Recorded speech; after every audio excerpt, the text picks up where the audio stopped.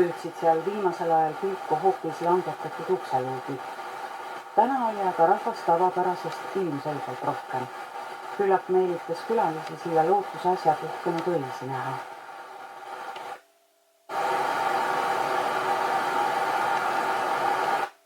Mises leiti, et nad ei peaks sattu.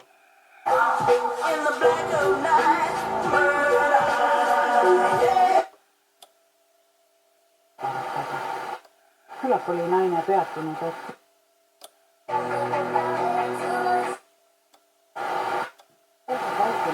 vanatädi ikka veel seal. Ja nüüd ei imetlenud ta enam Kirste, vaid vaatas kui nende pilgud kohtusid. Proua naeratas veidi puiselt ja hakkas aeglaselt, kuid otsustaval sammul tema poole liikuma. See nägu oli talle tuttav. Naine oli